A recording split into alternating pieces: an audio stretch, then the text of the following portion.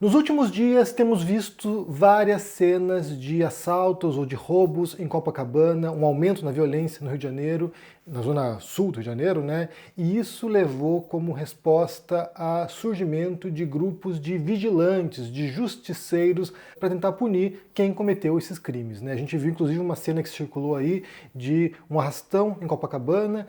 Uma mulher tentou fugir, foi roubada, e aí um senhor foi ajudar e foi agredido e desmaiou, né? Então depois ele dá um depoimento que eu até queria ouvir com vocês aqui mais adiante. O que eu queria fazer com vocês hoje é compreender esse fenômeno, esse surgimento desses justiceiros e como isso está atualmente quase, sabe, embutido em nossa consciência. Porque se a gente for parar para pensar, por exemplo, aqui eu quero juntar, né, esse cenário agora de violência no Rio de Janeiro, que não é inédito, mas quero juntar isso com outros aspectos, aspectos culturais, inclusive, para compreender como isso está em nossa mente, né? Só para pensar aqui, antes de tudo, né, no cenário do Rio de Janeiro, que as próprias milícias cariocas, né, ou seja, esses grupos criminosos que controlam regiões do Rio de Janeiro, eles surgem com esse espírito de vigilantes, eles surgem com esse espírito de tentar conter o crime em certas zonas que eram controladas pelo narcotráfico. Quem quiser saber mais sobre isso, vale ler o livro do Bruno Paes Manso, que se chama República das Milícias, no qual ele mostra, né, a formação desses grupos, inicialmente como grupos de extermínio, mas depois isso vai sofisticando ao ponto que começa a controlar territórios,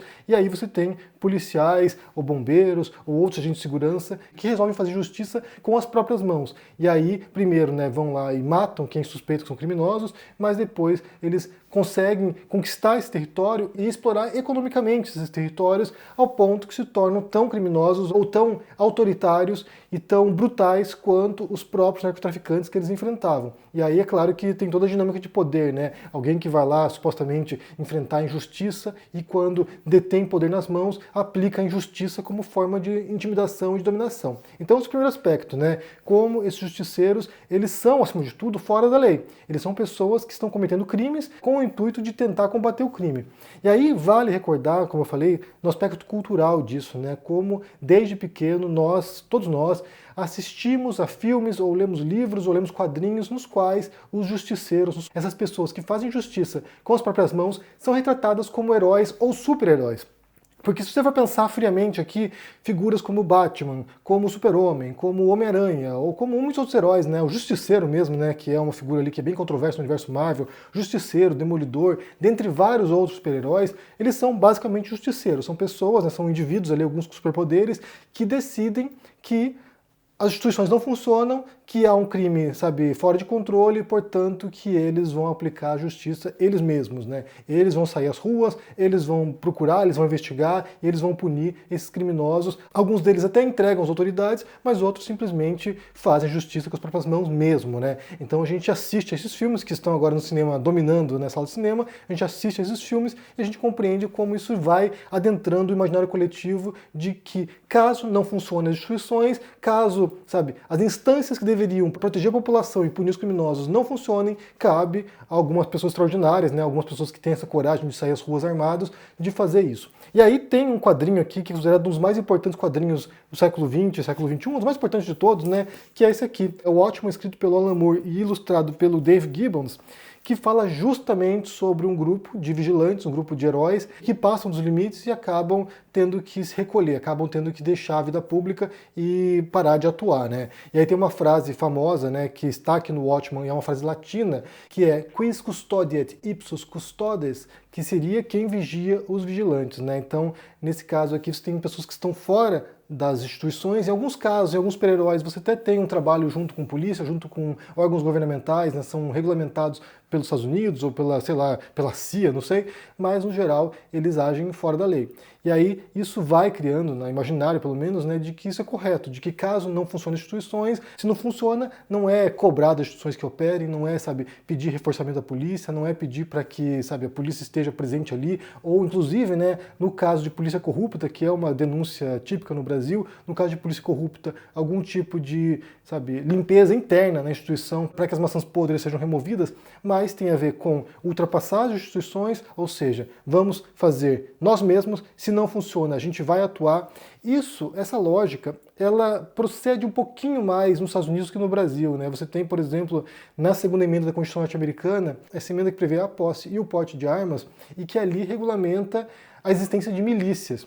E isso foi muito importante nos Estados Unidos porque isso aqui reconhece o papel que as milícias desempenharam durante a Guerra Revolucionária dos Estados Unidos contra a Inglaterra, ou seja, enquanto os exércitos oficiais revolucionários estavam perdendo as batalhas, as milícias estavam ali segurando as pontas. Então isso reconhece o papel que as milícias desempenharam, mas também foi um modo adotado pelo governo americano para permitir com que brancos armados pudessem ir gradualmente expandindo o território no sentido oeste e tomando territórios, e matando nesse processo também, tomando territórios de indígenas norte-americanos. Então ali você tem na Constituição americana prevendo que isso é possível. Como isso opera no arcabouço legal norte-americano, eu não sei dizer, né? Se você tiver um grupo, por exemplo, armado saindo às ruas para patrulhar as ruas, como é que isso é visto? Até porque a noção de Estado moderno prevê isso também, né? Você tem uma definição que é a definição mais adotada hoje, que é do Max Weber, que o Estado é o detentor do monopólio legítimo da força, ou seja, apenas o Estado pode aplicar a lei, apenas o Estado pode, sabe, ter força de segurança,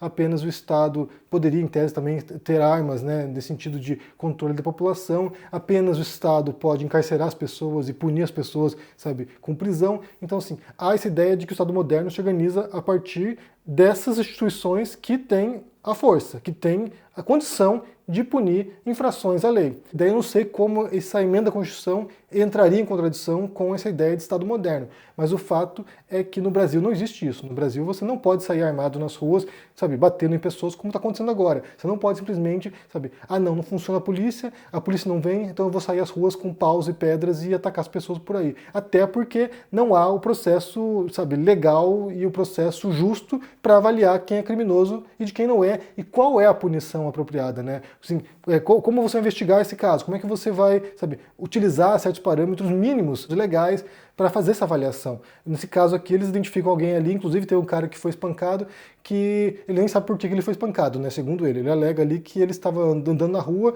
e os caras começaram a persegui-lo e o espancaram. Então, assim, é um caso complicado, né? Porque no Brasil você tem, de fato, essa desconfiança generalizada em relação às instituições, não apenas instituições democráticas, mas também instituições como segurança pública, polícia. Então isso gera, de fato, uma insatisfação e isso leva a essa pressão, a essa exigência para que alguma coisa seja feita. Basta pensar, por exemplo, né, voltando à cultura de massa aqui, basta pensar, por exemplo, o caso do filme Tropa de Elite, que consagrou o Wagner Moura no papel de Capitão Nascimento. Esses personagens de Tropa de Elite, né, que compunham lá a força do BOP, né, a força especial da Polícia Militar, esses personagens foram alçados a status de herói porque o que eles faziam era justamente ultrapassar os limites legais, ultrapassar as instituições para punir os narcotraficantes, quem estaria desestabilizando a paz na cidade. Então, esses policiais torturam, executam, e isso é visto como algo louvável por muita gente, porque isso até pronunciou, inclusive, a ascensão do bolsonarismo, desse discurso de bandido bom, bandido morto, desse discurso de que tem que ser linha dura mesmo, de lei e ordem. Então surge um filme ali que mostra, né, na verdade era para ser crítico, pelo que eu entendi, né, o segundo diretor ali era para ser crítico em relação à atuação do BOP, surgem personagens ali que são alçados a status de heróis porque eles são justiceiros. Eles vão lá e fazem tudo para punir os criminosos, mesmo ultrapassando os limites da legalidade. E quando vem o Tropa de Elite 2, daí ele mostra a outra face da moeda, né? Ele ali faz o esforço para realmente fazer muito mais crítico, muito mais evidente, mostrar como esses policiais, eles são também, eles estão na gênese das milícias e estão na gênese desse espírito que seria de justiceiro, mas que passa a ser, na verdade, um espírito criminoso de violação da lei, de violação da ordem, inclusive, né? Então é muito interessante você perceber como, embora a gente, né, nesse imaginário, a gente torça pelo justiceiro, a gente torça pelo Homem-Aranha, a gente torça pelo Batman, a gente torça por super-heróis que querem fazer justiça, ultrapassando as instituições, na prática isso é bastante assustador, porque você não sabe contra quem vai se voltar isso. Claro, a gente sabe que vai se voltar contra pobre, periférico, negros, pardos, mas no geral isso pode escalar e sair do controle facilmente.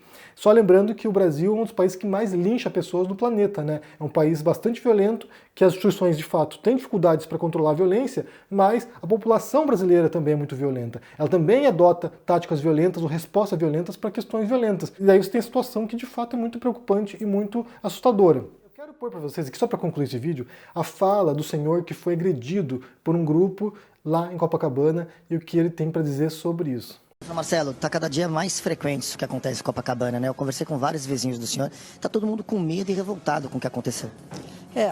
Eu vou dizer, mas eu acho isso acho que é um problema universal. Temos gente demais.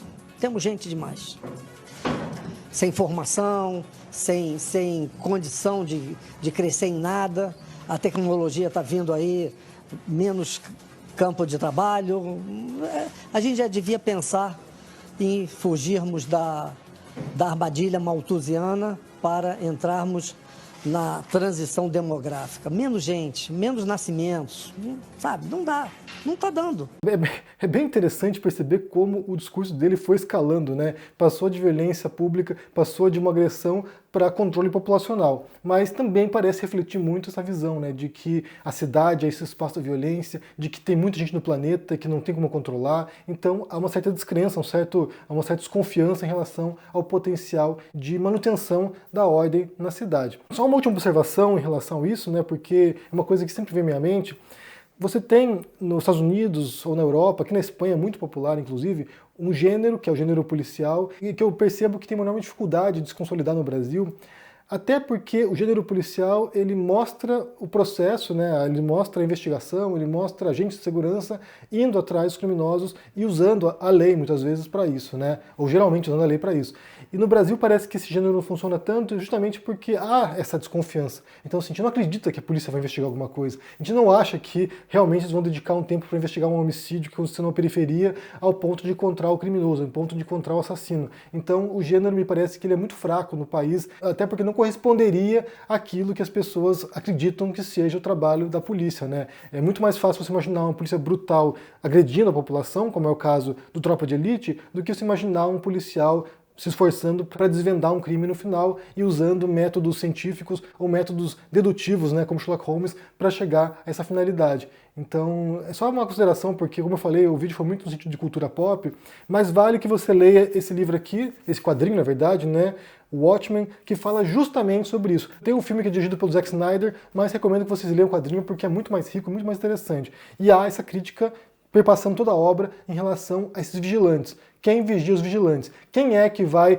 sabe, fiscalizar a atuação desses justiceiros? Ninguém. Isso torna essas pessoas fora da lei. Elas estão cometendo crimes, elas estão violando a lei, né? O que vocês pensam sobre a situação toda agora? Primeiro sobre essa nova onda de crimes em Copacabana e também a reação de moradores agora, justiceiros, que estão tentando agora punir os criminosos através da violência, através da brutalidade e ultrapassando todas as normas legais do país, né? E como você vê também a representação dos justiceiros na cultura pop, na cultura de massa, nos quadrinhos, nos filmes, como é que você compreende como isso constrói o imaginário de reação a injustiças, como você entende a formação do imaginário nosso a partir disso, ao entendermos que as instituições não são capazes de lidar com certas questões. Deixe aqui embaixo no comentário, deixe o joinha, se inscreva no canal aqui, ativando o sininho, isso é muito importante para ajudar aqui no engajamento. Se torne um membro ou um apoiador, os links estão na descrição desse vídeo aqui. Se cuide por aí e até mais.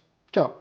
E aí, turma do canal do Henry Bugalho, eu sou o Eduardo Moreira e tenho um convite especial para fazer para vocês. A gente vive numa sociedade que abraçou o paradigma da competição e da vitória. Vai numa livraria, entra na seção de mais vendidos. Todos os livros são como se tornar um vencedor, como chegar em primeiro lugar. Pois é, tem gente que resolveu abandonar esse paradigma, que percebeu que é essa maneira de viver que nos trouxe até aqui, com poucos donos de tudo e com muitos donos de nada. Eduardo Marinho, filósofo das ruas, é um exemplo de alguém que resolveu abandonar essa lógica e experimentar o que é viver junto com aqueles que não têm nada. E encontrou sentido nessa caminhada. Encontrou sentido em ter uma vida onde ser o derrotado significa ter sucesso nesse paradigma da vitória dos injustos. Para você assistir uma aula com Eduardo Marinho inédita e ao vivo, eu te convido para no dia 17 de dezembro estar com a gente às 8 horas da noite no Instituto Conhecimento Liberta. Para você se inscrever e participar é super simples e é de graça. É só clicar no link aqui em cima ou aqui embaixo. Em poucos segundos você vai estar inscrito. Chame seus amigos e amigas para participar também. Ninguém pode perder essa.